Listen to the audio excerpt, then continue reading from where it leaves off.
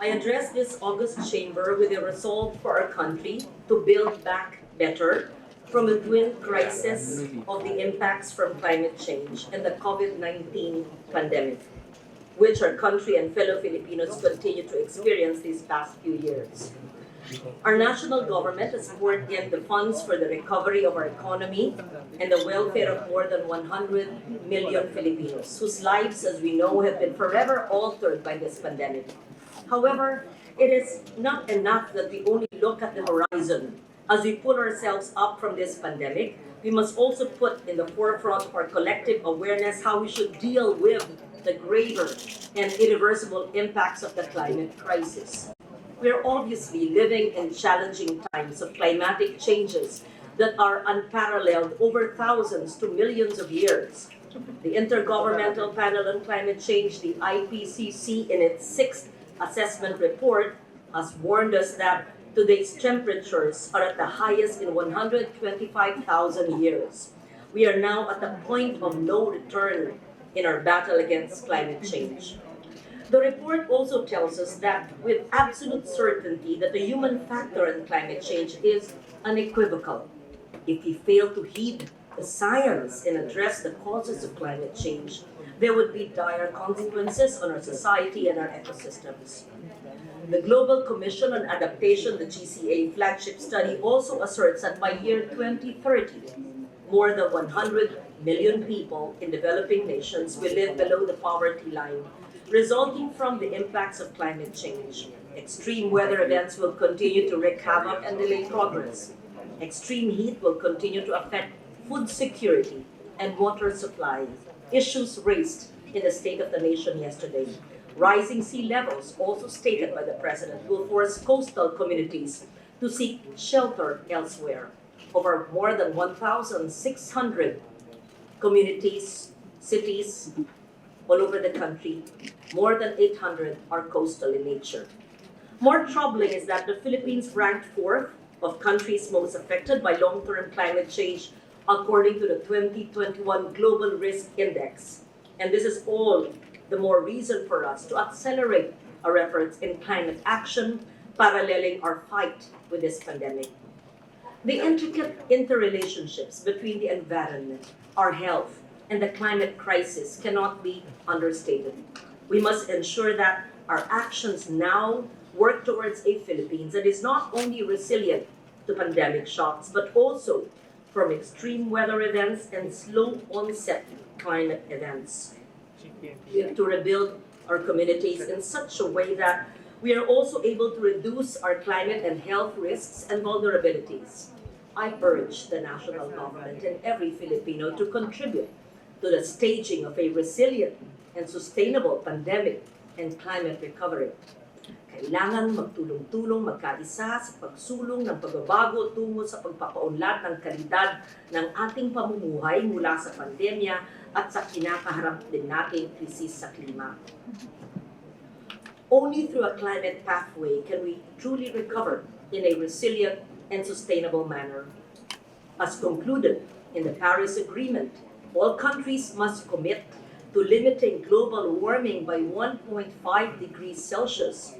In order to achieve this, a net zero global economy must be targeted worldwide by reducing greenhouse gases emissions by 45% by 2030 or by 7.6% every year from 2020 to 2030 to reach net zero by 2050. We are committed to this through the nationally determined contribution, which intends to avoid and cut emissions to 75% by 2030 and to modernize our carbon-intensive sectors on agriculture, waste, industry, transport, and energy.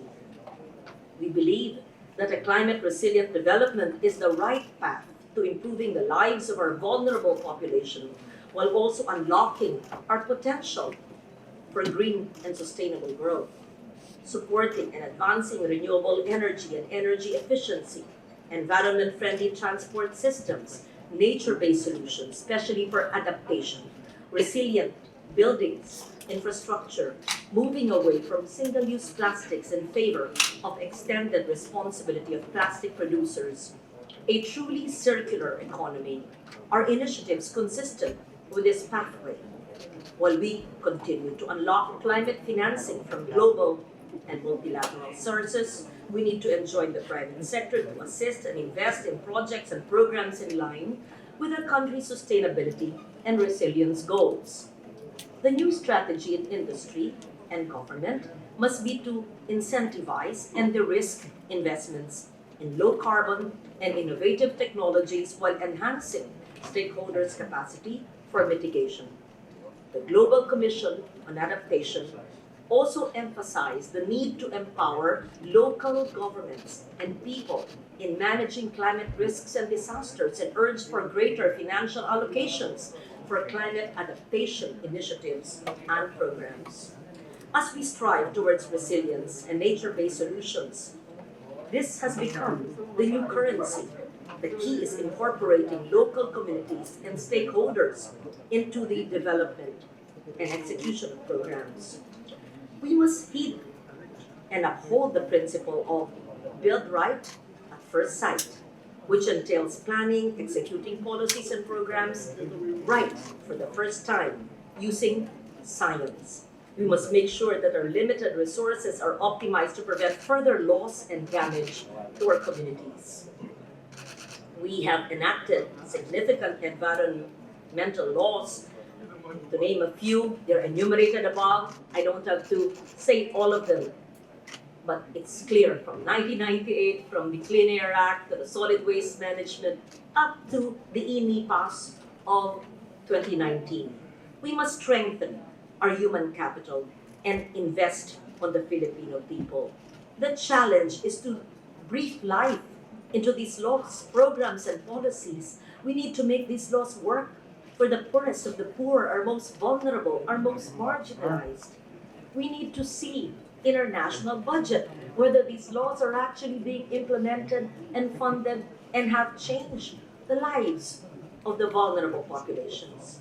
The bigger task for us is to build safer and resilient communities where Filipinos have better job opportunities and equitable access to social services like healthcare and education.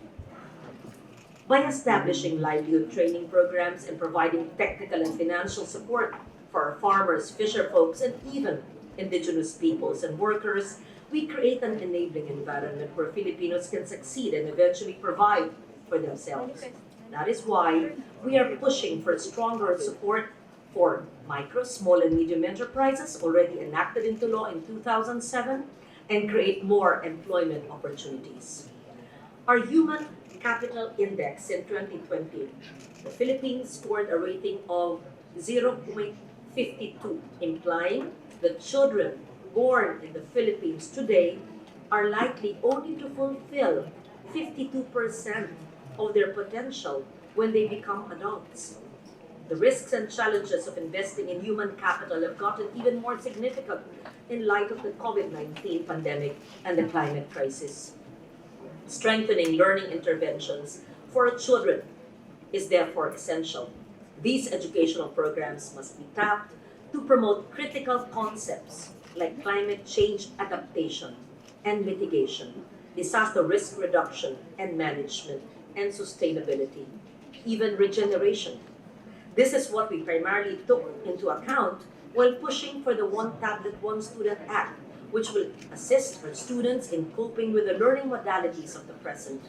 And I'm glad the State of the Nation address of the President mentioned about the need for connectivity and individual devices for our children. Mr. President, there is no time or room for complacency and indifference. It is time we work towards resilience as a country's priority strategy in a response to the pandemic and the climate crisis. We must heed the call of science and our experts to pursue and realize economy-wide and community-based measures that aim to reach our goals sooner rather than later. President Marcos himself said that our response to the climate crisis should be just as urgent. Let us invest in where it truly matters so our development gains will not be wasted come another typhoon or disaster. Let us strive for a better normal by enabling genuine and lasting resilience for all.